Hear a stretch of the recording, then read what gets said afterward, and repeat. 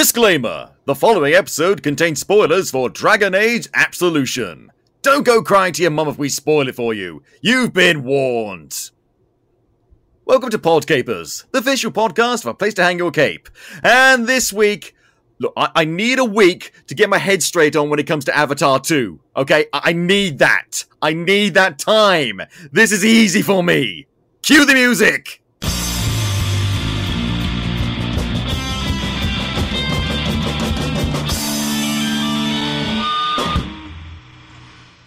Hello there, Capers, and as I said, welcome to Podcapers, the official podcast of a place to hang your cape. My name's Scott James Merridew, and this is a show where we talk about various geek and nerd-related topics, and I join each week via various different guests. It's been a while since we've been on the show, but we're so glad to have her back. Give it up, Capers, for Kit PuddyGeeks Brunton! How you doing, Kit? I'm good. I'm glad to be back. It's been a while. Last time we met up, it was due to the whole, spoiler taking over the multiverse sort of fiasco. I was trying to think what my last thing was here, blimey. Yeah. Well, that sort of thing easily slips the mind, you know. It was quite a bit of a hectic time. But it's great to have you back. I saw that this thing was coming out, and I immediately thought, I know who'd like to talk about that. Because you tried to get me into Dragon Age. I tried so hard. It's not hard enough. Because, okay, so I'm a huge BioWare fan. I love fucking Knights of the Old Republic. I love Mass Effect, but I never played Dragon Age when it first came out. I just wasn't aware of it. And then Dragon Age Inquisition came out, and saw a lot of things for that, and all look kind of good, but I haven't played the previous two games. Then in strolls Kit saying, you gotta play Dragon Age, and so I gave Dragon Age Inquisition a try. I thought the graphics were stupendous. I thought the character creation was really cool. I did not get past the first two bits of it just because I got kind of lost and kind of bored. I'm sorry, Kit. It is one of those games that did quite well at being accessible, but there is so much in the universe to pick up that I feel like it's a struggle if you're coming in at Inquisition. It's possible, but I imagine you would spend probably the good first half of the game with no idea what's going on. So yeah, I don't blame you. There was a bold elf, there was a bunch of red crystals, there was green, creepy energy. I had no idea. I had no idea. But I saw this show and it looked kind of interesting. It was a Netflix animation, and their animation tends to be actually pretty good in certain aspects. The thing that really made me want to watch this show, however, is I found out the person who was doing the voice direction. She's not the showrunner, but the person who did the voice direction is Mary Elizabeth McGlynn, a voice director / voice actor who I think personally can do no wrong, because she has a lot of association with Critical Role. Now, Kit, are you familiar with Critical Role? I'm familiar. I don't know much, but yes, I know of it. Because here's the thing, Kit's trying to get me into Dragon Age, I've tried to get Kit into Dungeons & Dragons, and we both failed. Critical Role is a collaboration of different voice actors coming in here to create their own Dungeons & Dragons style adventuring campaign, and it's spun off into lots of different kind of media, including a fantastic animated series called The Legend of Vox Machina. Now here's the thing, Kit, have you seen The Legend of Vox Machina? I haven't.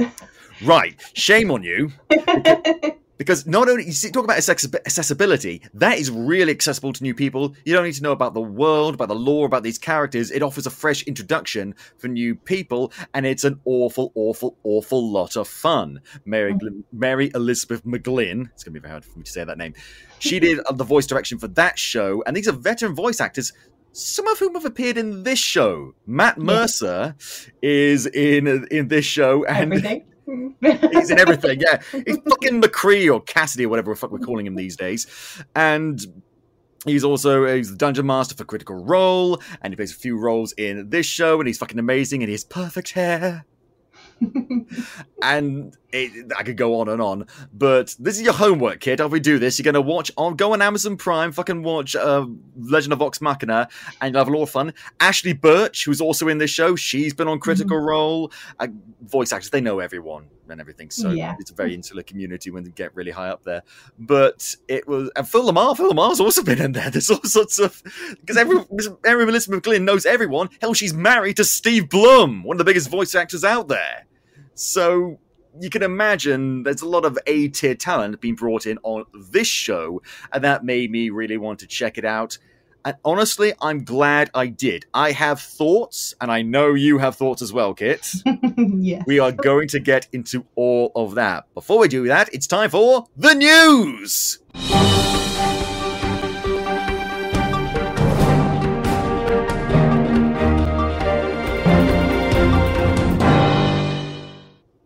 Now, Kit, did you see Black Adam? No. Okay, fair enough. I don't blame you for that. It's DC. I don't care. But here's the thing. A lot of people did, and a lot of people were very, very excited by the teaser stinger sort of thing at the end of it. Spoiler alert, put your finger in your ears right now if you don't want to hear this.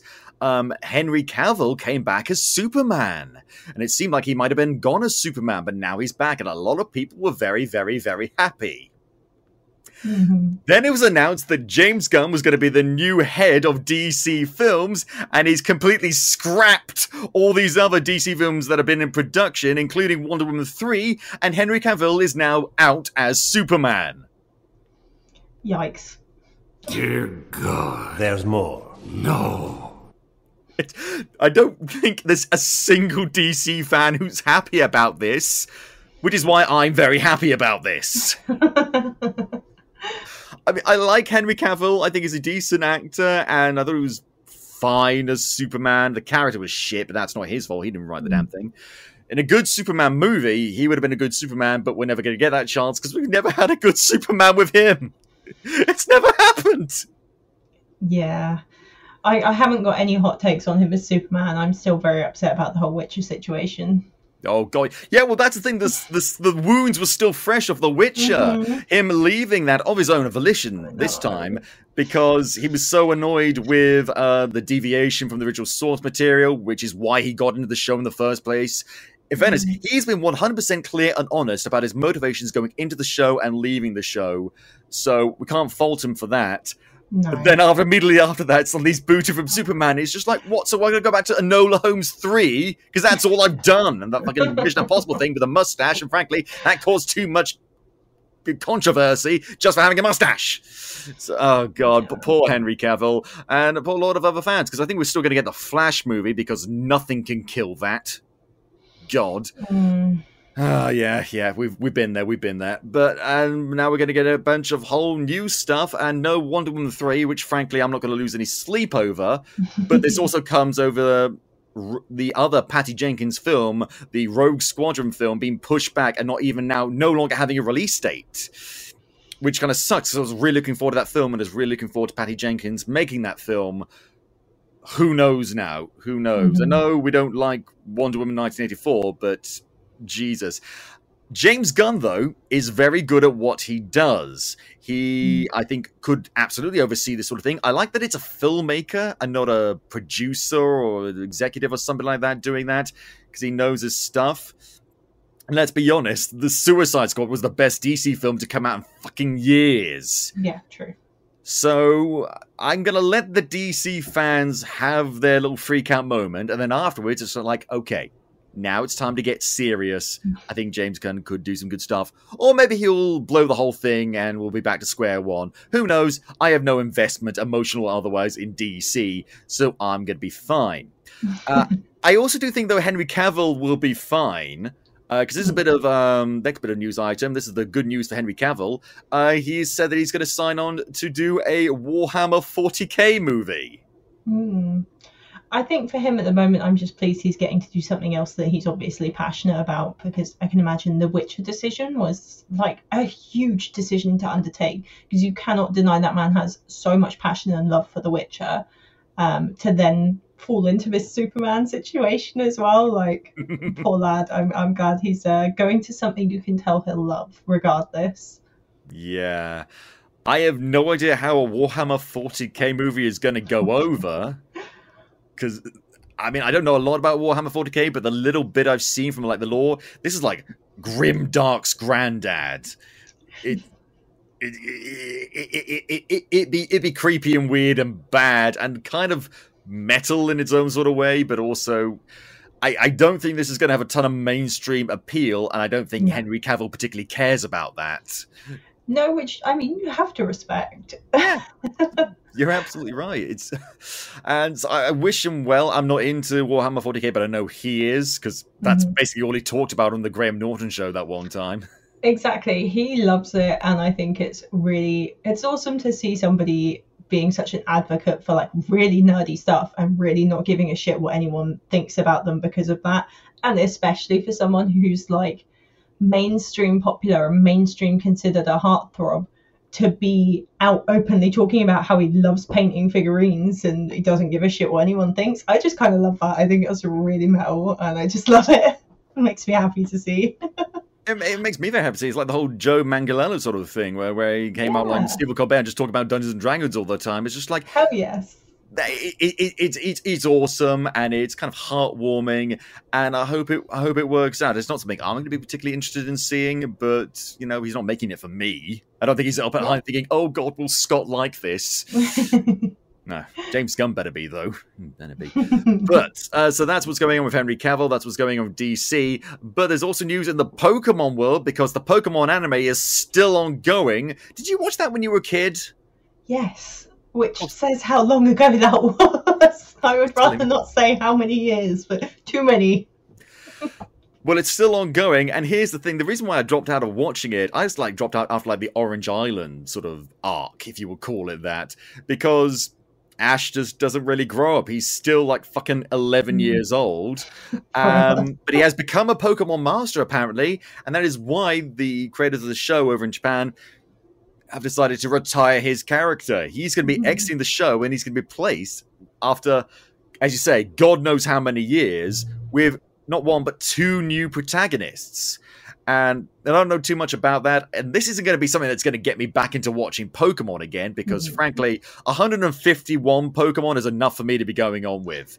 There's fucking thousands of them now, and I can't deal with that shit. I as soon as I saw that there's a Pokemon that was like an ice cream cone, it was just like, well, you've run out of ideas, haven't you?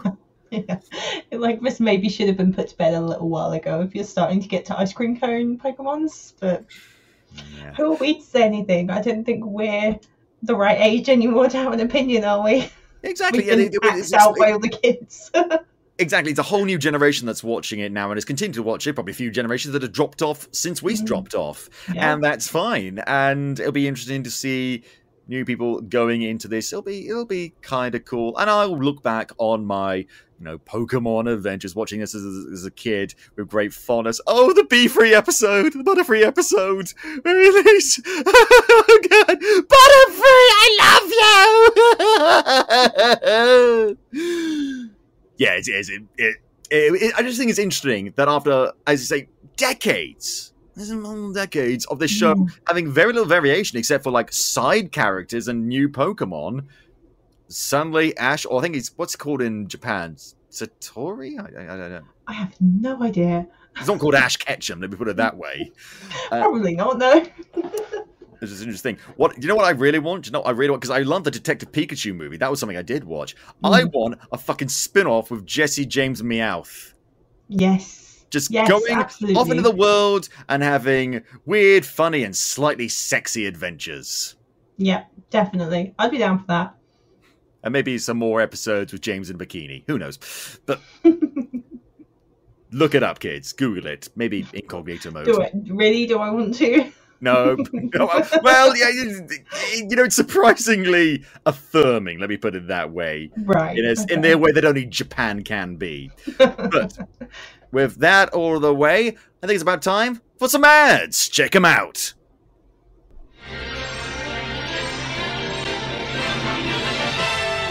And now we're pleased to bring you our feature presentation. Dragon Age Absolution. Like I said, I know very little about this world going into it. There's 3 games which I have not played, like 2.95% of them. So, Kit, could you give us a basic rundown of Dragon Age, the world, and the people who inhabited it? Go. Not really. That's a lot. I'll be here for hours. Yeah. I have no idea. There's so little, fortunately, that is relevant to this show. It's more just your whole elves being slaves, as with almost every fantasy world, and mages not being considered the best people and being considered a risk, and a bunch of rando religions fighting over power. It's like our world, basically. Yeah, it's not that different, you know. Yeah. With dragons and elves and shit. I mean, I don't want to say it's like one of the basic fantasy world. Is there anything in particular that sets it apart that's relevant to this show? I don't think so. I think the area that they chose to focus on is the one that carries the most kind of common fantasy tropes, like the elves and slavery and all of that, I think. But yeah, they picked a land that was very easily accessible to all fantasy nerds rather than like specifically Dragon Age fans. Yeah, which is fine. There's nothing wrong with being... Yeah, there's nothing wrong with being like the bog standard fantasy world, because it's the characters that can draw you into it.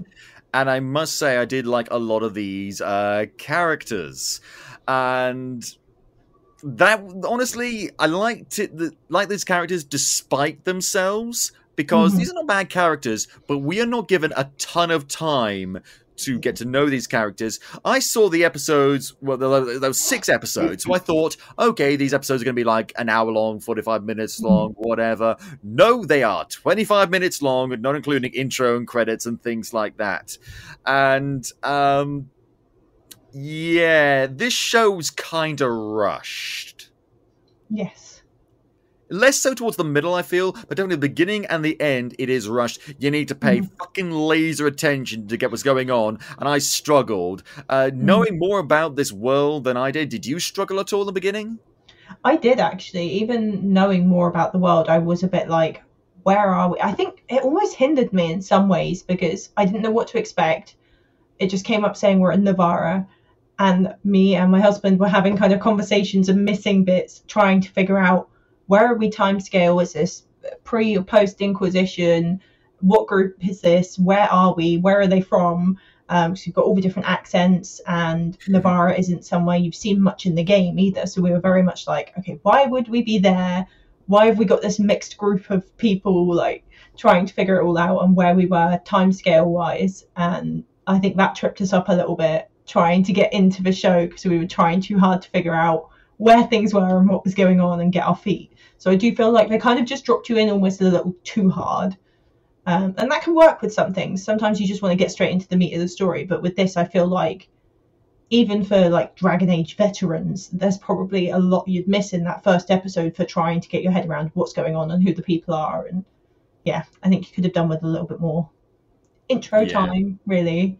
Fucking ease me in, guys. Just, I mean, and it takes me a little while, but thankfully I am a bit of a fantasy nerd, so I can wrap my head around certain things. It took me a while to figure out the main character was an elf. I thought she was like a cat person at some point, just because like the shape of her nose and the hair and stuff like that. But then you see, oh right, she's an elf, and you get used to that. And in fairness, I think what really sells it is the voice acting, because these are all veteran voice actors. Let's run down the voice actors, and this is a very short, very small group of characters. So thankfully, it's not going to take us too long. We can do that right now. The main character is Miriam, played by Kimberly Brooks. A lot of people know her from another BioWare property, Mass Effect. She was Ash Williams, everyone's favorite space racist. See, I'm going to be surprised with everyone now, but I actually do know these people and didn't realise. Well, because I watch so much animation, video games, like I've got an ear and like I can pick up certain voice actors. I was like, is that who I think it is? And it's a classic, I know that voice. And so I looked it up, and because like, otherwise it just distracts me. I'd go like, who is this? I can't wait for the credits to see who's who right now. And I saw it was Kimberly Brooks. Were doing. My hubby was doing the same. He's similar to you. He was doing a lot of, who is that? And looking that up and missing things, whilst I was instead like Googling certain things that I didn't know. I was like, hang on, I've never heard that before. I need to know what this is. That's why I like Amazon Prime's like X-ray sort of thing. Oh, that's brilliant. That should be on everything. Yeah, because that's really good for Critical Role, I should say. I promise I'll stop talking about Critical Role, but I can't promise that. It's fine. But it shows you exactly, who's playing who and what they look like in real life as well, which I think is nice, because we need to put more visibility on voice actors, because fucking hell, if the Mario movies taught us anything, is that people react negatively to certain celebrity voice actors. I'm not going to go into that. So that's going to be books. Matthew Mercer, God's gift to Dungeons and Dragons, plays Fairbanks. He's like a sort of like smooth-talking freedom fighter type guy who we don't spend a lot of time with, but it's okay because all these voice actors I'm going to mention, they voice all the characters in the show, including the side characters and the non-named background characters. Like, there are no, like, jobbing people who just do, like, the side characters. No, these are such great voice actors. Everyone from Matthew Mercer to Kimberly Brooks to Phil Lamar, they all just do the background characters as well. It's all just contained because, and that's the great thing when you have a voice director like Mary Elizabeth McGlynn, because she knows how to get those kind of performances, the smaller performances, out of people because she's really, really fucking good at what she does. Then you've got Ashley Birch as Quidian, who is the best fucking character. She's my favorite, and I love her. I want to cradle her in my arms, all 8 feet of her. Just fucking, she's amazing. I love her. She's a sweet cinema roll, and she deserves to be protected from the world. Oh, we're going to disagree on things today. Oh, no. Well, we'll come to that in a second. And then we've got Hero, who's a human beige, played by Sumili Montano, who's also been in Critical Role. She does a fantastic job. Phil Lamar, we mentioned earlier, as Roland, this sort of like a flirty, sexy human fighter type guy. Keston John, who I'm not that familiar with. He plays Lachlan, a dwarven fighter, and a Lord of Fortune. They mentioned that multiple times. Kit, what the fuck is a Lord of Fortune? I had to Google that. That was the thing that really bothered me Kit. because my hubby also plays the games, but I'm the one that's like has a problem. So he was going to me for certain things, and he like it said that, and he immediately went, "What's a Lord of Fortune?" And I was like, "I don't know, and I don't like that." I need to look it up. I believe they're like the most well-known group of bounty hunters in Thedas. Right. You see, they don't explain that in the show. That's one of the few things they don't explain. In fairness, it's not particularly relevant, but they mentioned it like twice. But that's and you're like, just enough for me to wonder like what it is. What is this? This seems to be important. You might want to tell me. I don't know. But like all dwarves, he is grumpy and put out, but he's also got a little bit of a funny thing going on with Roland, and I love it. I'm here for it. Oh, I loved that so much. Pay attention, Disney. This is how you do it. Mm-hmm. I'm going to get into that later, trust me. And Josh Keaton, who I fucking love, he's like my third favorite Spider-Man, plays Rezaren Amusine, fucking stupid name. And he plays like this Tavinta. This is a place where they go called Tavinta. Mage, who's like in charge of a bunch of stuff. It's kind of difficult for me to follow. But he's like the big bad of the show. He's the antagonist. At first, he doesn't seem to be overly villainous, but we learn more about him as things goes on. But I found this character really distracting because his design looks exactly like Matthew Mercer. It does. It really does. So I spent, because I'm not that familiar with the voices, I knew Matthew Mercer was in it. I spent like the first 4 episodes, I think, thinking it was Matthew Mercer because it looked like him. So I was like, yeah, I know he's in it and that looks like him, so that's got to be him. And that's so my hubby then goes, no, that's Fairbanks. I was like, why? Why did they do that? That's confusing.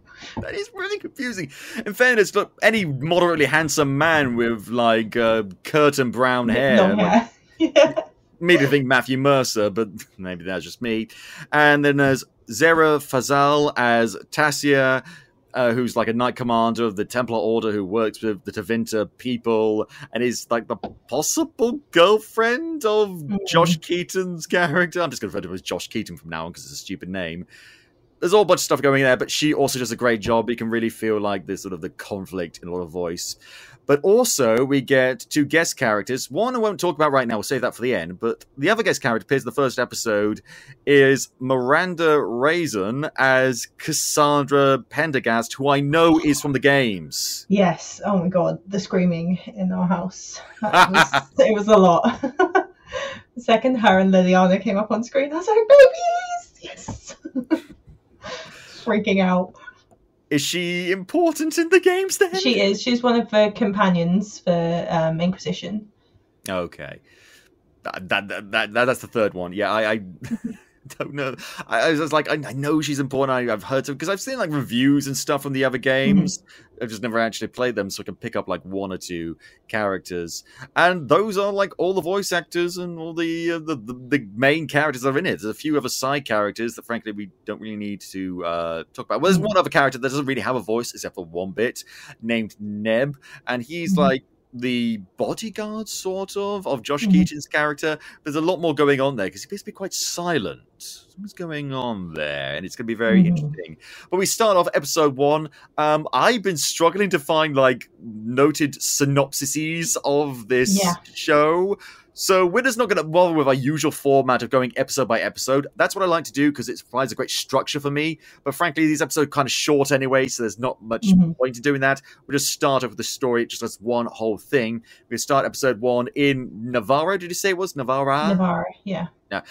With like a heist going on because these characters that we've been with are thieves. They're going with a big heist.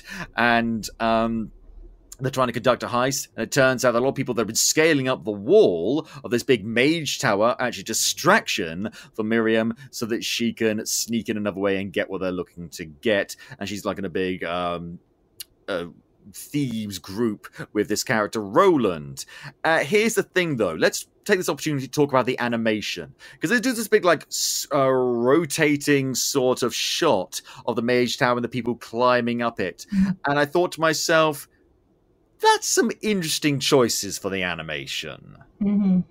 Because this is not bad animation by any sort of means, but they combine CGI and animation and traditional 2D animation, which is what Critical Role did, actually. They did, I think, much better, because this show, the action scenes are fluid and fast-paced, and there's sparks flying off the swords and things like that. There's magic blasting everywhere, and it's really cool and kinetic. And in the slower-paced moments, it's still pretty good, but you can tell there's differences scene to scene between animation quality. Certain bits, they clearly had a higher budget than other bits. I think for me, the only thing I would say is I didn't particularly like the animation style for Dragon Age. I found it pulled me out a lot, and that was potentially one of the downsides of being a big Dragon Age fan, is that going to animation in general was already weird. But the fact that it was quite bright and vibrant, and it's probably going to sound offensive because I don't know enough about animation, but almost like more what I would expect the style of like kids cartoons. Than, that's fair enough. Compared to like, you know, like Attack on Titan style animation, you know, it's completely Saturday different. morning cartoon style. I often felt that way. It felt very reminiscent of the latest He-Man cartoon, not the CGI one, but the 2D one. I think that's a perfectly fair comparison. And I completely agree with you as well. Worst Sorry, go on. Is Quidian, because it just did not work with the race she was supposed to be. I don't know if you've looked at what Kunari looked like in the game. No. It is not what Quidian looks like at all. And that was so off-putting for me the whole time. Because like, why does she look like the marshmallow version of a Kunari, like the soft, squishy, happy? And I'm like, they're scary. They're like part dragon. Like it's no, it's weird. So that was really off-putting for me. And I found the whole way through, I kept struggling to almost remind myself this is in the world of Dragon Age, and I'm not just watching an anime. It was really off-putting. Not that the animation wasn't good, but I think if you're going in as a long-term Dragon Age fan, it was a really odd choice of style.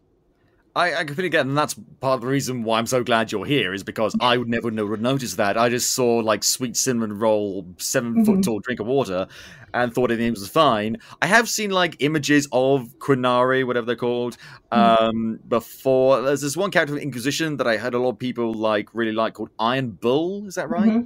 Yeah. But you got a little figure right there. Yeah. This is what I mean. They're like quite creepy and weird. Like, good lord, that is that is a big beefy boy. Yes. So which is why seeing Quidian have like this really smooth skin and like Bambi eyes and that, I was like, this is weird.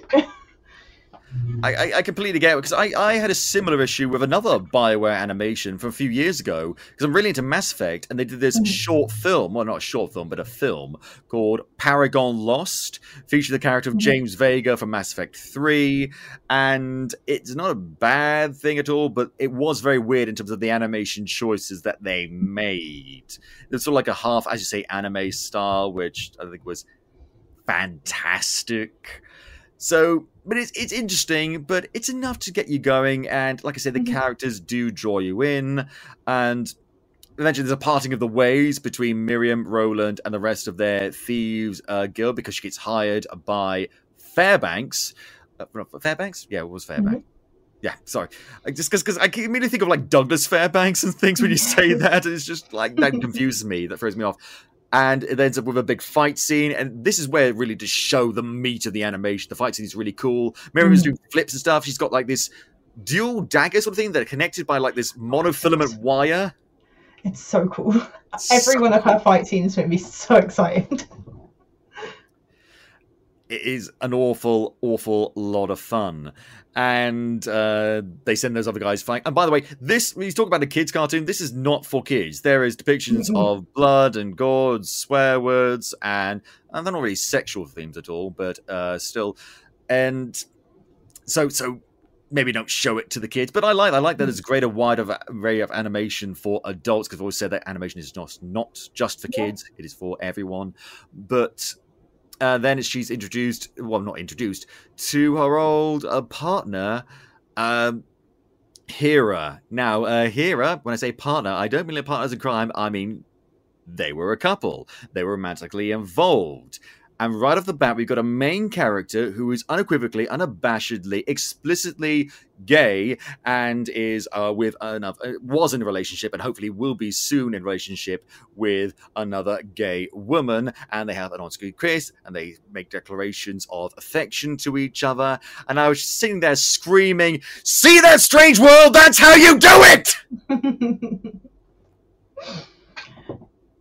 I'm not surprised, because Dragon Age, similar to like Mass Effect, has so much emphasis on representation and all of that. So it was nice to see that translate over into the anime, especially immediately. Yeah, right away, right. That's the thing, it was happened so quickly. There's no slow build-up. Anything like, ooh, maybe they were very close, or maybe they're just, friends. Maybe they were roommates. Like, none of that shit.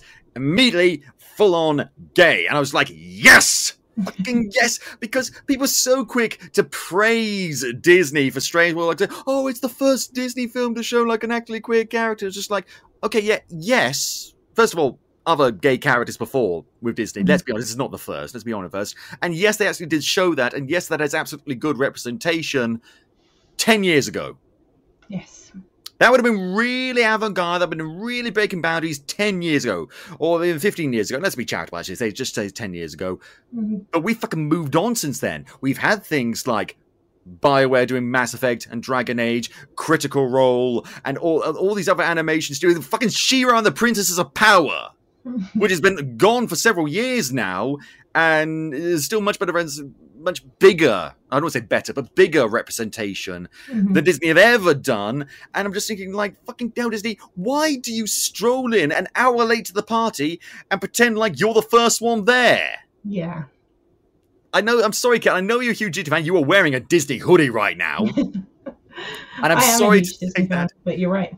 But it just fucking pisses me off. I'm glad that they're doing it. I am glad, especially considering the whole, like, fucking DeSantis don't say gay bill fiasco.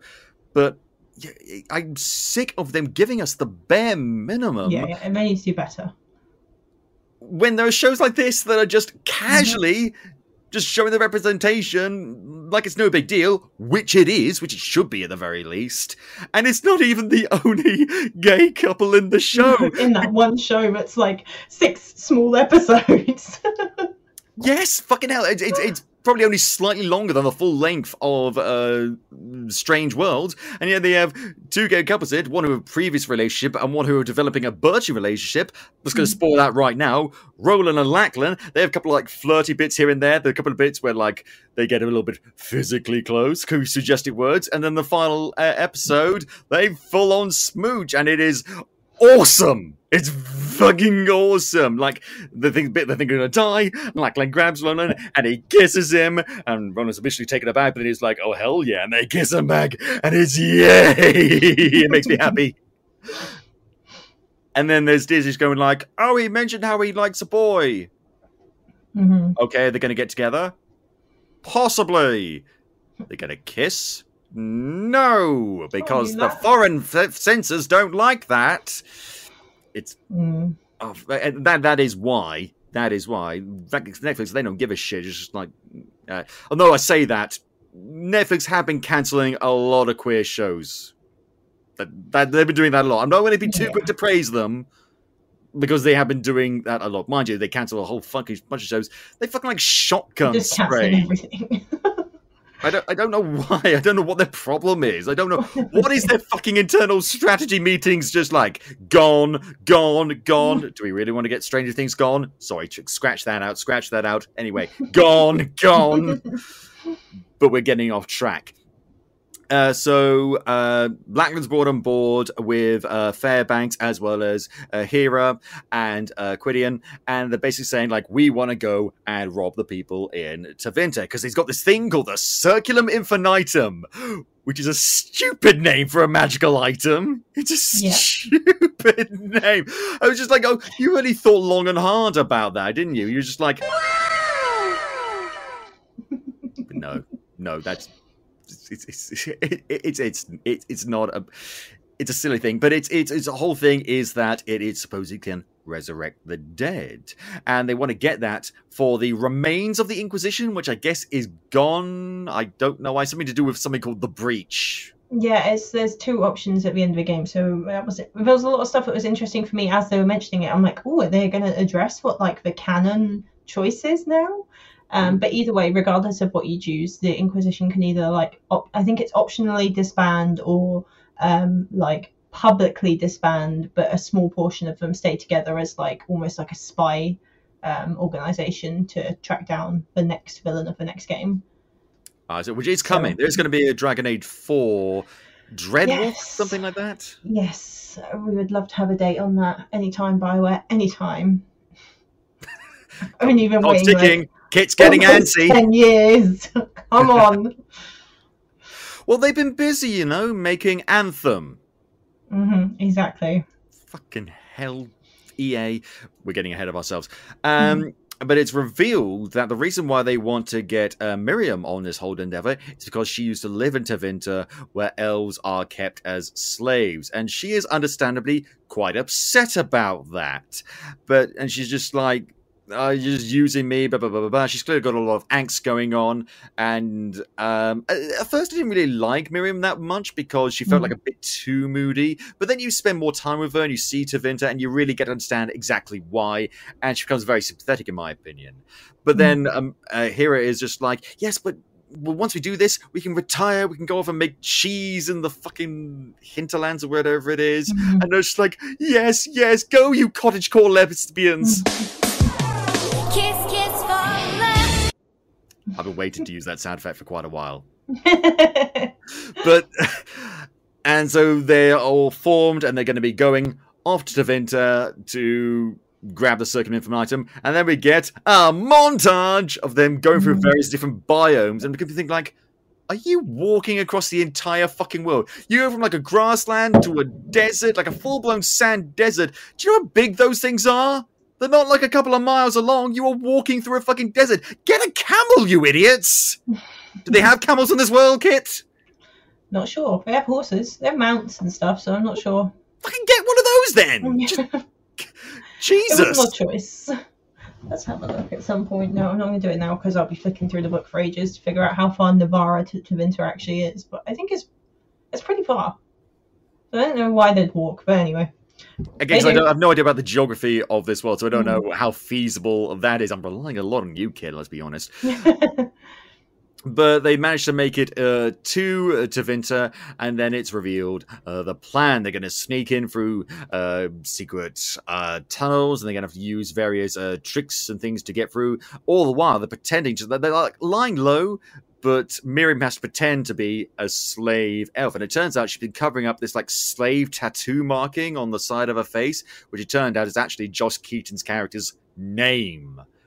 Fucking hell. Like, was that a thing that's very much present in the lore of the game, so you know they're going in, or is that like a new thing they've introduced for the show? I think it's like a family crest kind of thing. A lot of slaves have the facial markings that would be the markings of their family that owns them. Yeah, it's really kind of fucking horrific. Yeah, it's messed up. But then we spend a lot more time with Josh Keaton and his fucking girlfriend. And at first he seems kind of nice. He's just like a kind of happy-go-lucky mage. He's like, oh, I really want to use this thing to help bring back people who deserve to be brought back. And she's like, ah, yes, but you mustn't use blood magic. I was like, well, no shit. When has blood magic ever been good in anything fantasy-related? Mm-hmm. Yeah, there's a lot of context that's missing from that. I feel like, yeah. So the whole world in general of Thedas, blood magic is like strictly forbidden by the Chantry, their church, who manage like the circles of magi and all of that. Like blood magic is like a killable offense, and except in Tevinter, where they've got their own Chantry called the Imperial Chantry, and their own divine, and all of this. So they've like separated themselves completely. Where is the divine like the Pope, or is he a god? Yeah, like the Pope. Yeah, okay. Essentially. They've got their own divine, and just to be extra like blasphemous to the regular Chantry, their divine's a man, whereas the main one is a woman. Patriarchy. Yeah, but yeah, they have officially, even in Tevinter, they're not allowed to use blood magic, but every powerful house in Tevinter, they're all mages. Mages have power there, which is the opposite of the other place. And every powerful house is using blood magic behind closed doors to get above their competitors, which is why they kind of casually say don't resort to blood magic, as it would technically be Tessaya's job to watch him and any other mages for any signs of blood magic or corruption. Because this thing with Tevinter, it's kind of interesting. It kind of reminded me of like a fantasy mage-based like Gilead from Handmaid's Tale, except with less focus on sexism, more focus on fucking being racist to elves. Yeah, pretty much. Which is kind of fucking awful, but it's Fantasy's world. If they don't skim over that, this isn't like a fun, happy-go-lucky, come on, gang, let's go slay the dragon sort of adventure. This is serious stuff, and they treat it seriously. Yeah. And which is why it's so weird to see Josh Keaton characters being all kind of seemingly nice at first. It's just like, oh, are there maybe some nice people in Tevinter? Or is it just like they're going for the whole people are complicated sort of thing? It's very much the latter, because these people are very nice to each other, but they are more than happy to justify owning real sentient people. Yeah. Which I think is actually a point in the show's favour, because it would be so easy, and I would not complain if they did this, to show them be all like mustache swirling, yeah, we're going to enslave all the bat ears, yeah, and I'd be fine with that. But they go the less obvious route of showing them as full and complete human beings who are objectively evil, but in a more naturalistic way, because this is how people in the real world fucking justify the messed up shit they do, with a smile and saying, oh no, I'm not a bad guy, come on, I'm just a person. And that's I love it when shows and movies do that, because it really puts forth the message, just like, maybe you need to examine your own place in the world and your own privilege so you don't become like them, because evil is not always obvious. Yeah. It is really great they do that, but also, like, again, like I said, they're real people with thoughts and feelings and hopes and dreams and motivations. This Knight Templar person is really devoted to Josh Keaton, and fairness, why wouldn't he? Sounds like Josh Keaton, he looks like Matthew Mercer. Fucking I would die for that man. If I knew nothing about his backstory and his personality. But it's clear that he's becoming just a little bit obsessed, and he's willing to skirt the rules of this Chantry. I don't know to what extent, but clearly quite a bit. Yes. It's interesting, the whole, like, are they in a relationship or not, I think is a lot based on the fact that they actually really shouldn't be. I'm not as great on the rules of the Imperial Chantry, because obviously it's different, and we actually haven't seen much of Tevinter in the games, which is one thing that was really interesting about this show. But if it's the same as our Chantry, it's you're not supposed to have relationships between Templars and mages, because it obviously complicates, it muddies the waters. They are there to watch the mages for any signs of corruption. You have to be able to act quickly, and if you've got a relationship with that mage, you might hesitate. And so especially the Knight Commander and a like very high level Magister, no, should not be happening. Interesting. See, I again, I had no context for that. I just saw like, oh, what's going on? They got a real flirty thing, but like she's just more concerned about a job and stuff. So that's interesting. That adds an extra dimension to it. That he's willing to sort of break the rules and sort of like drawing her into that mindset, and she's trying to resist that. That's very interesting. But the heist is still on, and they're sneaking in to the palace, and they're going to distractions, things like that. But then Miriam comes across a little elf slave girl who's hiding from the cook because she doesn't want to get beaten. And I'm thinking like, oh, okay, so this is the point where Miriam like defends them, maybe beats up the cook or kills the cook or whatever, and just like hide here, and I'll take you with me later. No. That does not happen. She gives the girl up, pretends to be a slave, and just says, especially, oh no, elf girl, right there, telling the girl, like, no one saves us. And the girl is dragged away screaming. Oh, the complete and indescribable anguish! Yeah, that was a difficult one. Again, I got to give the show credit. Like, it's rushed. It is rushed, but they don't skimp on giving us hard choices and interesting character moments. It does feel rushed in terms of the pacing and getting all this exposition out of the way, but the character moments are perfectly well solidified. They knew when it came to the characters how to use their time. Yeah. And they use it very effectively. But they're trying to get down into the dungeons to get there. Hero manages to go there, as does Fairbanks. But then suddenly, Fairbanks pulls out a knife and starts fucking stabbing her! This was really hard for me. I was so confused throughout the whole season, because Fairbanks is actually a character from the games. So, a very minor character, but a character from the games. And it's actually starting to annoy hubby, because it's like episodes later and I'm sitting there still like, I don't know, something's fishy.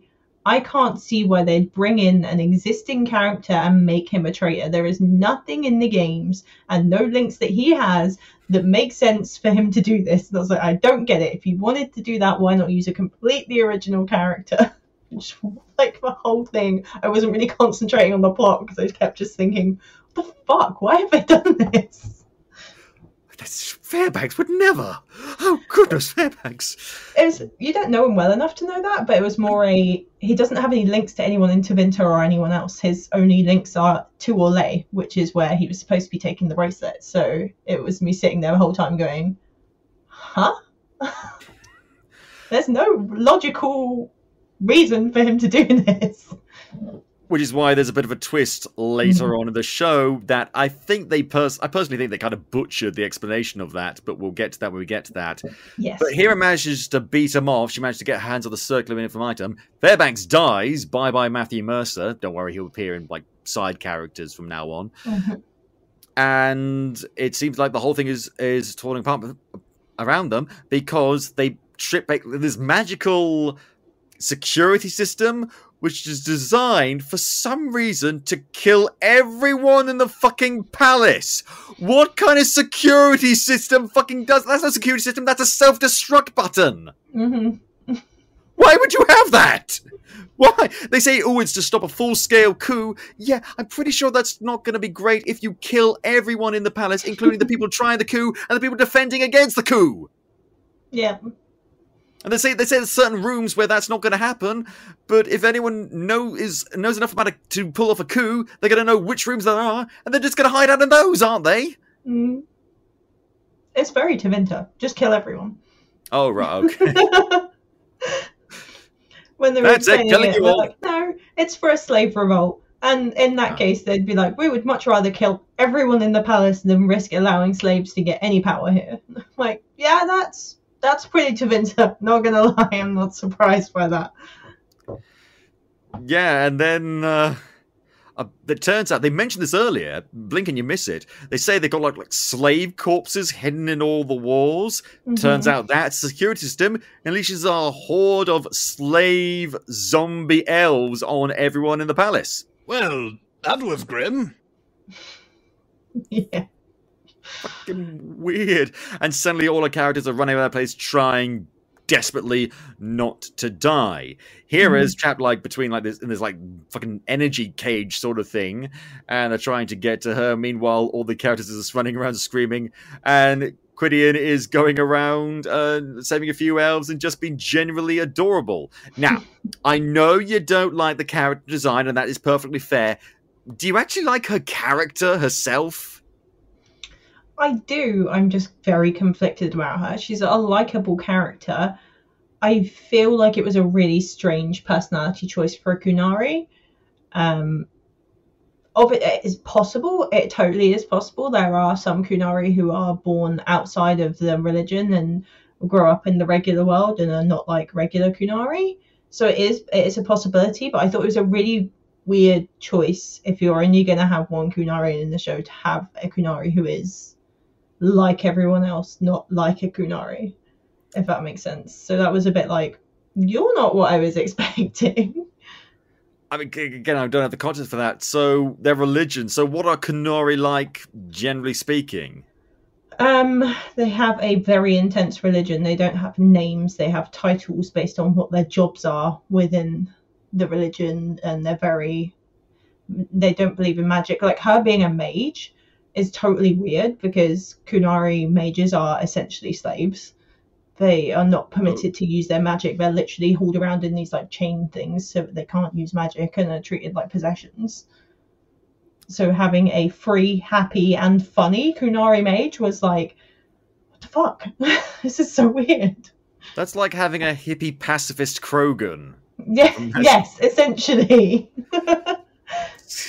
Which I would love to see. Fucking like, whoa, dude, just like, we're all one underneath the hot Chichanka sun, man. Literally. It's like, it could work, but the whole time you'd be like, this is really strange. That's one of the things where, when it comes to characters, you do need to explain, and someone could point out, like, hey, you seem very different from other Kunari, why you like that? And I'd accept whatever explanation they give us, but as far as I can remember, they don't do that.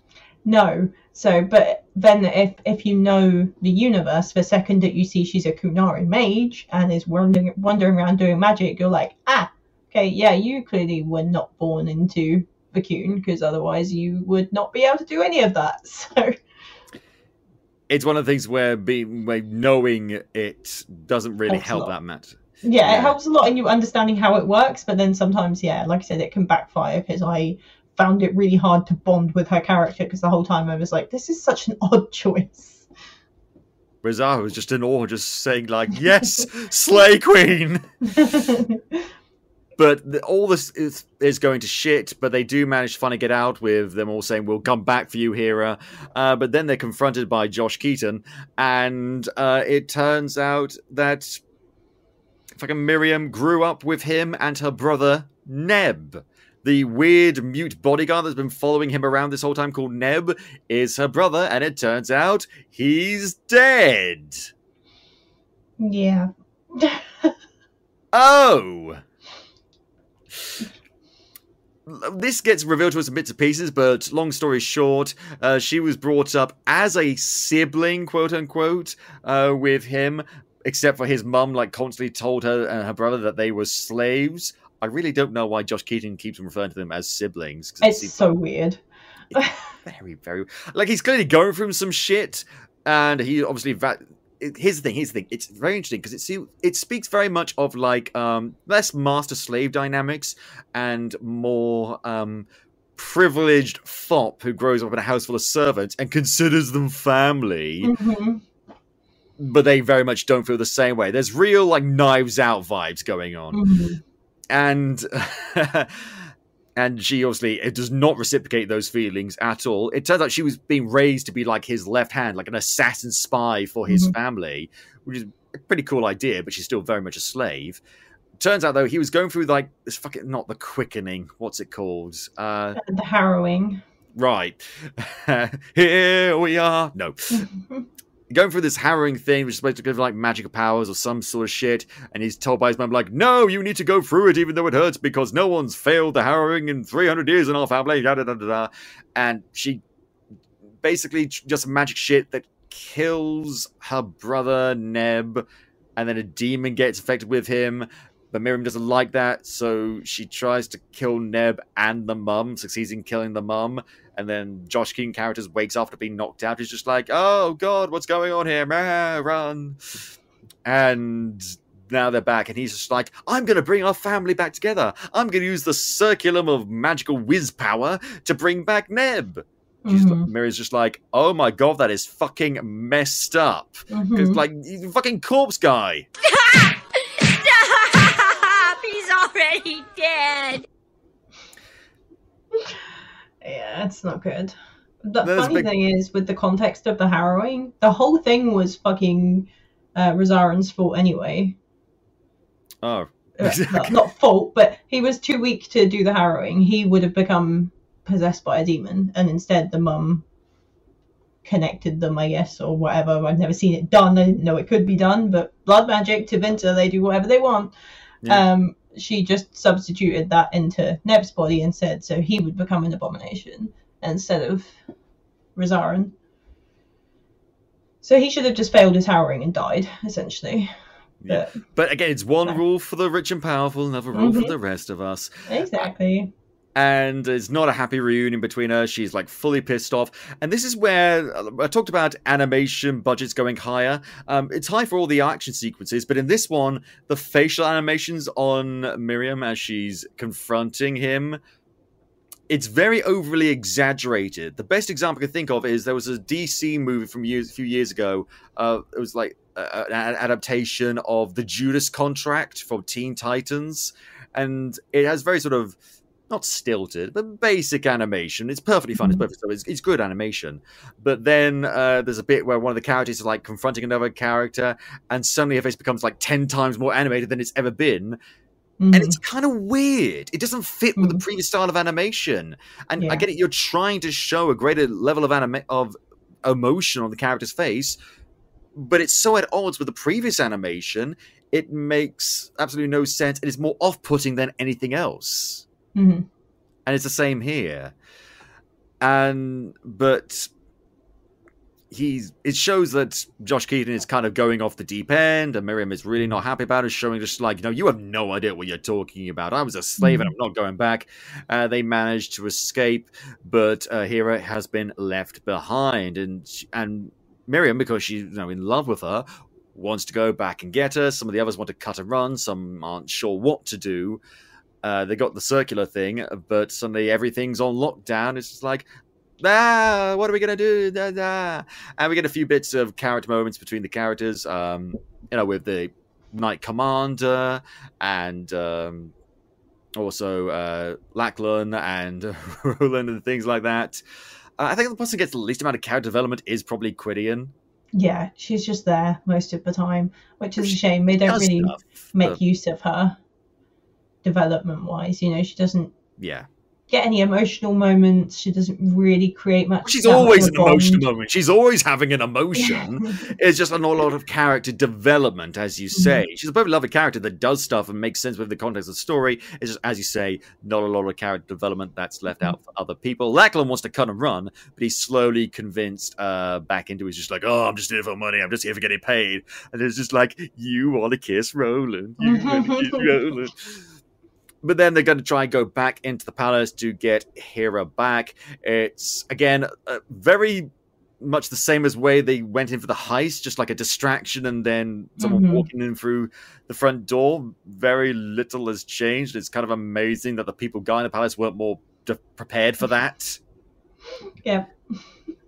Oh, well, we do get one bit before that. We do get Josh Keaton's character approaching Miriam in a dream because he's got like blood magic control over her, go through the memories and stuff.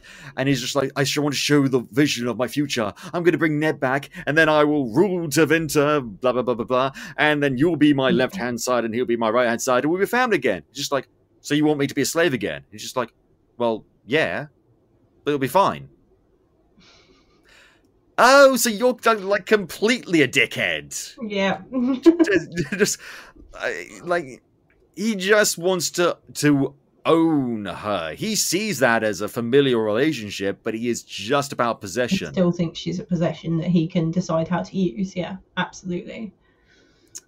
And he's trying to appeal to her, but in the most basic, bare minimum sense. And the minute she rejects him, he's just like, "Oh well, we'll see what we think of that." It is really well done. But then they go back to the palace, and the fight scene between Miriam and the guards and that big courtyard thing, chef's kiss. Mwah! So good. All of her fight scenes are incredible, but yeah, that one in particular. They saved the best for last. They did. And we're going to go into why it is the best in just a little bit. Before we do, here are some ads. Check them out. We've seen Miriam fight before, but this one, they pull out all the stops. She's jumping around. She's throwing like, all sorts of daggers. She's got a cloak full of daggers. So cool. The second that billowed out and you saw all of the throwing knives in there, I was like, oh my god, this is going to be amazing. I was going to make it like a circus thrower, salivate, just like, so many knives. And I think she utilizes all of them. And it is so cool and so good and so free-flowing. It's not stilted, it's not jaunty, but at the same time, it's not too fluid. A lot of time animations, the characters just flow from one bit to another, and it's all very pre-programmed, and it's very sort of hypnotic in the way they do it. Not here. There's a rhythm to it. There's stops and there's starts, there's twists and there's turns, and there's full proper use of movement. This scene should be studied in animation schools with how to do a really cool fight scene in animation. I honestly think that. It kind of reminds me of like, not that I haven't watched all of it and I haven't watched it for a long time, but some of the fight scenes in like Attack on Titan. Yeah, well, because they're jumping around all the them, time, like zipping around and that, but like the angles they use in that, there was a lot of familiarity in that for me. But I think that was only a bonus. It was just awesome. It worked out really well. Meanwhile, Aurora and Lackland are distracting other guards at the courtyard, having a bunch of fights. But by the way, there's this thing in this world. There's a fantasy world, but they got fucking grenades. Lackland brought grenades. Hell yeah. You say that like it's obvious. Magical grenades, they're great. I'm not complaining. Like, I love them. But they get used up at a scene to get rid of like some demon things who are attacking them in the palace. And Brunton just throws the whole bag in on one attack. Which is really cool, in fairness. It looks cool, but you're like, dude, really? But then they're fighting all the guards, and it's just like, well, I don't have any grenades. But Roland keeps on flirting with him as only Phil Lamar can, and I'm just sitting there like... Oh, for heaven's sakes, just kiss, you moron! So cool. So cool. And Gwydion is going through, and we're not quite sure why, going through the palace. And it turns out underneath the whole palace where the circular infinitum was originally being kept, we saw this earlier, there's a fucking dragon. In fairness, in the show called Dragon Age, I was kind of hoping there would be a dragon. Dragon's a big deal in the games. Yeah, definitely. But I'm assuming it's like been suspended in time or something like that. Put under a spell so that it's asleep or whatever. Dormant until needed. But either way, yeah, dragons are a problem. You don't want to be dealing with a dragon. Well, again, somebody to find a Legend of Vox Machina. Check it out. But it is really cool. And again, going back to Legend of Vox Machina briefly, they use CGI for the dragons in that show, and it's the same here. I don't really want to do a comparison of the two because different styles, different designs for the dragons. But this dragon, unlike in Vox Machina, does not talk. It just appears to be like a wild dragon. Gwydion releases it. That was their plan all along. Create a big enough distraction. Fairness, fucking giant fire-breathing lizard. That's a distraction. Yeah, that'll do it. That will do it. And causes chaos and hell. This manages to release a mirror. She managed to escape. And before this, she's had a bit of a interrogation scene with Josh Keaton's character. And it was revealed that she used to live in Tevinter, much like Miriam. But her family was suspected of something. Oh, yeah, they were told they were like too nice to elf people. Yeah, essentially they were nobility but didn't want to behave like nobility and treat their slaves like shit, and Tavinta were like, no, that's not how we do. And so they were killed by something. I don't know what. I can barely remember the name. I can barely remember what it looks like. Big fucking demon thing. Yeah, they don't take any time to explain it because it's a huge part of Inquisition, so I guess they just kind of assume people knew who they were. But the Venatori are like a Tavinta cult that are dedicated to bringing back the glory days of Tavinta. So if you think slavery is bad Make now... Tavinta great again. It was a lot worse back in the day, and they were openly doing blood magic and just basically fucking everything up. So, of course, they don't like the idea of a Tavinta noble family not having slaves and treating everyone like shit. So, yeah. And she's got a big chip on her shoulder. Here's the thing, that's revealed in like the last bit of the second to last episode. Feel like that could have been brought up way earlier, but no, Yeah, it's just like now we're getting this. And at that point, I was just like, Here's me on the scale of caring. I'm at 0. we've already got the tragic backstory from Tavinta with Miriam, and frankly, you know, I'm slightly more invested in that. No offense here, I just don't really care that much. Yeah. But then she manages to escape thanks to the dragon, and she starts fucking silver surfing her way down to the safe house, going past Lachlan and Roland. It's just like, did she not hear them? Is she going to go looking for them? No, she's looking for the circular infinitum. They manage to escape from all those other people. They manage to catch up with her, literally like right after she gets the circular. And they're just like, hey, great, we can now get out of here. Wait, you came right here to get the circular infinitum? And she's like, well, yeah, I had to make sure it was safe. And she says it in the most suspicious way possible. What you did was sneaky, underhanded, and downright distasteful. I loved it. What's going on here? Mm-hmm. And it's revealed then in a very rushed, even for this show, and clumsy and clunkily way that Fairbanks was not the betrayer all along. It was actually Hera. She wanted to get the circular to take it to someone called the Crimson Knight and use its power to destroy Tavinta as revenge for what happened to her family. And again, on the scale of caring, I am at 0. I don't know who half these names you're mentioning are. I don't know what the context is, and fucking hell. What? What? Knowing the context, I was really fucking annoyed because I'd spent, as I said to you earlier, the whole time trying to be like, why would Fairbanks betray them? Like, Fairbanks is, the last time we've seen him, very loyal to the Inquisition, and he has ties back to Orlais, which is where he was originally taking the bracelet thingy. And, you know, so that all makes sense. Where the hell else would he be taking it? So I spent the whole time trying to be like, okay, could he be something to do with Corypheus? Could he be something to do with this or that? You know, could he have been taken over by Venatori? And I'm like, they could do any of these things. It doesn't make sense for the character. When they then did the reveal, I was so fucking annoyed at myself, but I didn't clock her being the traitor because the mental gymnastics you had to go through doesn't seem like worth the effort when it turns out.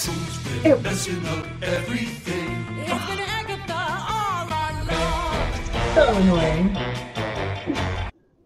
So irritating to sit there and go, no, that actually makes sense. She changed the drop location to Kirkwall. Of course that makes sense for her to be the traitor, because I was just saying Fairbanks has his connection to Orlais. That's where he wanted to take it. Like, why did I not think of that? That was everything you're describing. It reminds me of when I watched, when I was a kid, I watched the first live-action Scooby-Doo movie, and I came with this idea in my head of like how the monsters could actually be fake, and it was all the machinations of Scrappy-Doo to get revenge on Mystery Inc., and he wasn't really summoning demons and all that shit, because they actually put a lot of stuff in the film that shows that that could work, and then it turns out no monsters are real. Like, fucking hell, Scooby-Doo, you wasted my time! Good day, sir! I am fucking 12 years old, I've got better shit to be doing! It's, oh god, yeah, it's... And I could deal with all of that. I could deal with all that if I had greater context, and if I had, A, a reason to care, and B, if you just fucking pad that out a little bit. Give us hints. Give us greater explanation, and just slowly tease us with that, rather than giving us a big exposition dump right at the very end, the very last episode, that is over in literally a minute. Yeah. It didn't have that impact even for me. And I know all of the backstory and all of that, so it made sense to me, but I wasn't like, oh my god, this is huge. I was just like, obviously, why did I not see that? That's stupid. And then moved on. I was ready for it to be gone on from that. Problem is, they didn't want to hesitate on this big reveal for the next 10 minutes, and I'm like, I don't care. I don't care that she's a traitor. Whatever, get rid of her. Can we go back to like the dragon and the blood magic and all the other shit going on right now? Your wish is granted, Kit. Because immediately after, Josh Keaton character shows up, and they're trying to fight him in the dragon, but he's got the dragon under his control now. He's like fucking demon magic to get control of the dragon, and then he's brought Neb along, who Miriam recently just like cut his head off, and like a really sad emotional scene, but he stitched him back up, and he put another demon in him, yeah, and then he performs the blood magic, which is... How can I put this delicately? There is only so much blood in the human body. I don't know what it's like for elves, but I imagine it's a similar amount. She should be fucking dead, the amount of blood he takes from her. Mm-hmm. Because he like uses the blood magic thing to try and resurrect Neb, and he has to take it from Miriam because she's his twin sister, and that's why he needed her this whole time to resurrect Neb. But there's so much fucking blood in the air. Like, we've only got like 7 pints in us or something like that. It's a pint, it's an armful. Anyway, but then in Venice, he started to substitute that by using the dragon blood, which is fucking geyser of blood. I'm just like, oh my god, I feel a little bit queasy. There's a lot of Kool-Aid right there. It's a good old Tevinter way. If all else fails, just use more blood magic. More blood. That'll fix it. And this uses a circling fun item to open up a portal where Neb's spirit comes through in a very actually artistic way. There's like a shroud over his head that's like see-through. It's really cool. He finally speaks in this. And it's like, hey, Miriam. And Josh Keaton is just like, finally, Neb, come back into your body. It's going to be great. And he's like, nah. Just looks at him like, I'm not talking to you. And you can tell that really pisses him off. Fully sends Josh Keaton's character off the deep end. You think it's going to be a big climactic magical showdown, but they start to they unleash their sort of ambush with Roland, Lackland, and the one grenade he has left, and Quidian, and eventually Miriam manages to get the upper hand on him and fucking slices his neck open. I am not sad he's dead. No. It's actually a big, great climax. It's a great confrontation, and it shows that like once his magical energy has been somewhat spent, that he's pretty fucking useless. She full on takes him on, and it's great. But then Hera is previously knocked unconscious, is now awake again, and Miriam's just like don't betray us and shit, and come with us, and we'll sort it out, and it's gonna be fun. And she's like, sorry, can't, and then she fucking teleports away. Yeah. I just assume she teleports. She does something at the very least. And that's where we lead into, presumably, season 2 of the show, or some sort of spin-off or something else, maybe the next game even, because it shows Hera on her way to deliver the fucking Crimson Core, whatever it's called, to the Crimson Knight. The bracelet. We gave up on even knowing the name after episode 1. We just kept going, who's got the bracelet? Who's got the fucking bangle? Yeah. The bangle of destiny. Yeah. She's got it. She's running towards the Crimson Knight. They're going to chase after her because it turns out, like, okay, we need to stop her from, like, destroying, sacrificing innocent people, blah, blah, blah, blah. Because it turns out now the dragon's gone, they're going to have to do, like, a whole bunch more blood magic to do what they need to do. And that's going to be pretty fucking bad.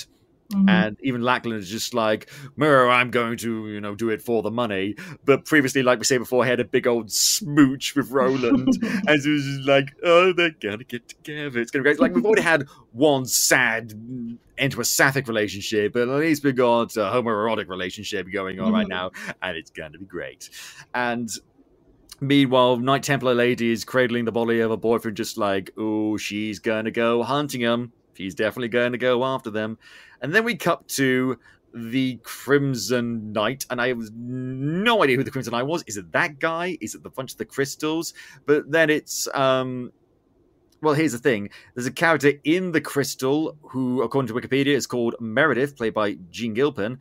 This is the other character that we mentioned earlier that we decided to save until now.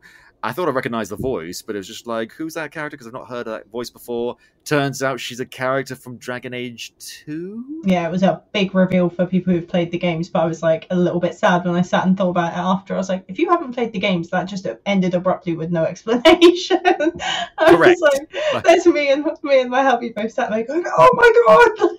As it closes, and I was like, wait, everyone else is going to be like, huh? Is that it? Who's that guy? Where are we? What's that red crystal? Who's that lady? Yeah. And yeah, I had no idea what was going on. I don't know who the Crimson Knight is too. What is the Crimson Knight, kid? Tell me.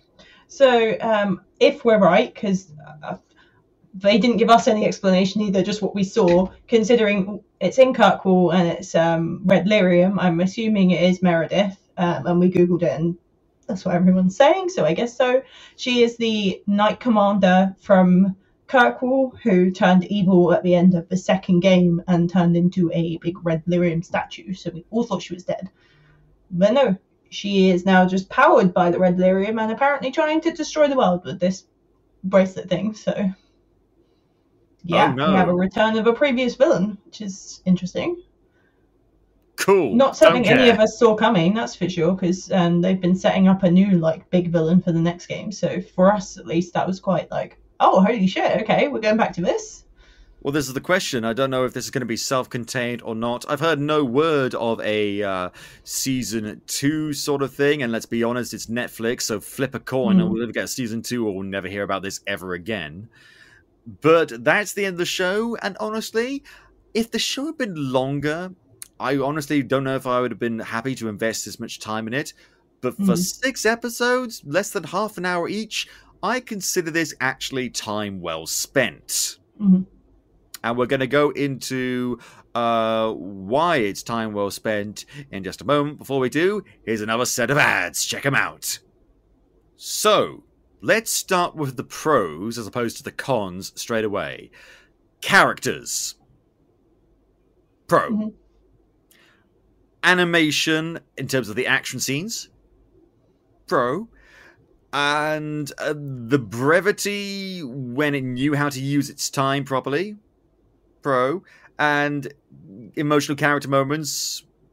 Pro. Think we agree on that? Yeah, definitely. Cons. Rushed. There's a real pacing problem, less so in the middle, like we said before, but very much at the beginning, and definitely the end. You can be a little bit rushed at the beginning, because that makes it hard for us to keep up, but eventually we do keep up. Yeah. You can't rush your ending, because that leaves us feeling kind of hollow inside. I am looking at you, Rise of Skywalker. It's... God, actually, I say that's probably more drawn out than anything else. It's just like, fucking end. Yeah. Fucking end. Just let this misery end. We're talking about one thing or another. I think for this, they could have done with easily even just one more episode, so that finale could have had a bit more time to breathe, and you could have had more time for finding out about Hera and that actually starting to be built up hints of betrayal before actually having her whole backstory released, and expanding on the whole blood magic ritual could have been a bigger thing. And yeah, I mean, they just needed that little bit more time on a lot of those plot points. Absolutely. And I think this could have been a very comfortable 8 episodes. Still half an hour, 25 minutes. 8 episodes, just because 7 episodes feels weird to me. Just like my fucking OCD brain won't let that happen. But 8, like 2 4s, it has to be equal. It has to be equals per equals. But it could have been absolutely fine. Expand more upon the character of Hera and maybe Quidian and Lackland. But we got what we got. And here's the thing. I don't see this making a die-hard Dragon Age fanboy out of me or anyone else. I don't see that happening. I like this show. It does not inspire me to go and play the games. I'm fucking doing my 33rd playthrough of The Witcher 3 right now, because we've got the next-gen update, and fucking hell, it's actually quite a lot of fun. Sprinting doesn't drain your stamina anymore. Yay! But... I did like it, and I'm glad I saw it. I just wish I knew more about the world to give me just that little bit of context. This is the problem with adaptations, granted in much wider worlds, but I think it did go the extra mile to give us, as you said at the very beginning, an insular sort of story. Kit, would you recommend this for Dragon Age fans? Yes, it was enjoyable. Your facial expressions say otherwise. No, it was enjoyable. I think it was very insular, and maybe that's just because you go in not really knowing what to expect. So I was expecting a lot more linking to what we're anticipating from the next game. However, having said that, I do think it's worth watching before the next game, because I have a good feeling that either the events will be relevant to the game, as in it'll be something that's referenced that's just happened, that's going to like have a big impact on the game plot, or even that we may see these characters again. And frankly, I'd like to see these characters again. If they ever did a season 2, I'd watch it, and I'd probably even review it. I've seen nothing to suggest that that's what's going to happen. The critical response has been pretty favorable so far. People calling it compelling. People really like the LGBTQIA plus romances and characters, particularly the fact that they're center stage and not side characters. And a lot of people have compared it favorably to things like Avatar: The Last Airbender, the more recent Carmen Sandiego show, and The Legend of Vox Machina. That has come up quite a bit, and I knew that comparison was coming. I think it's a fair comparison. I think that everything that this show does well, Vox Machina does better. And there's a lot of other stuff that this doesn't do well that Vox Machina does do better, because Vox Machina, that was like 12 episodes of similar length. And so they had a lot more time to explore the world and the characters, and we are definitely getting a season 2 because the trailer for that dropped not too long ago. We're getting that in January, so Kit, maybe wait to watch Legend of Vox Machina until January, because then you can binge 2 seasons of the show. Hell yeah. I'm counting on you. I'm fucking counting on you. The guy who played Roy Mustang is in it. Oh, hell yeah. I don't know what show you've watched. I don't know what to link it to. No, I have actually watched Full Metal. My hubby loves it, so he got me to sit down and watch it. Well, there you go. Fucking Travis Willingham, who played Roy Mustang, is in that. Screw it. I'm just going to tell you all the cast of Vox Machina. Okay, so you got Travis Willingham in it. Matthew Mercer plays lots of characters in it. Mersha Ray, his wife, she's in it. Ashley Johnson from The Last of Us. Hell yeah. Many other things. She's in it. Sam Riegel, who, if you haven't heard of, you will know things he's done and been associated with. He was fucking Donatello in the 2000s Teenage Mutant Ninja Turtles. He's great. And he sings in it. He's amazing. Oh, who else? Taliesin Jaffe, who's been in lots of things, but also was the Flash in the Injustice video games. Liam O'Brien, who has done many things, but was Gaara in Naruto. Fair. And of course Laura Bailey, who, God, the list of things she was also in Full Metal Alchemist. She was Lust in Full Metal Alchemist, I think. All right, nice. Been a ton of things. She was Serana in Elder Scrolls, Elder Scrolls 5. We could go on. I hope I'm not missing anyone out. I don't think so. I always forget someone because I'm an idiot. But it's really cool well with the time and lots of other stuff. Okay, I'm just going to say right now, David Tennant's in it. See, you should have led with that. I should have done. I'm sorry, but he's really cool. And he's got a Scottish accent. That's great. But sorry, I promise I won't stop. If you want to get me into anything, you really need to lead with David Tennant in it. I'm sorry, that's on me. That's on me. Okay. Harry Payton. Anyway, and Gina Torres. So I'm going to stop. I'll send you links to videos. Okay, I'll do that for you. Dragon Age Absolution. It very much follows in, like I said, Legend of Vox Machina's footsteps, but I'd like to see more of it. I'm intrigued. This is a little aperitif. There's a little amuse-bouche of a show, and it's perfectly bingeable, perfectly watchable. Did not take me that long to watch it at all, and I had a pretty good time of it. I'm not invested in it, but I don't need to be emotionally invested in everything I watch. Sometimes I watch something because it's fun, and this is fun, and it takes itself just seriously enough. It explores dark and mature themes with the level of maturity that is necessary for that kind of thing. And whilst I would like more exposition and more context and things like that, the worst thing to say about the show is it's rough around the edges. Yeah.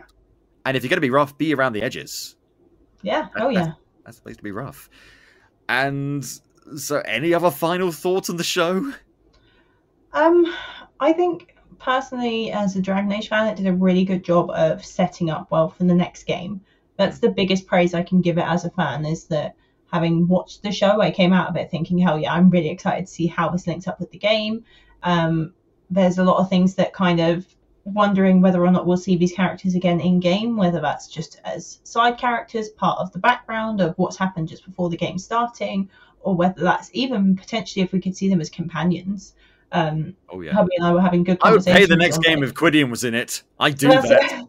We were having conversations on like which people we thought we could see being companions, and like anyone really from our main group could be. I also wouldn't be surprised to potentially see Tassia as a companion, because it does seem like at least some part, if not a large part of the next game, is going to be based in Tevinter, which I think makes a lot of sense for this show being based there. I think they're doing a lot of setup for the next game through this show.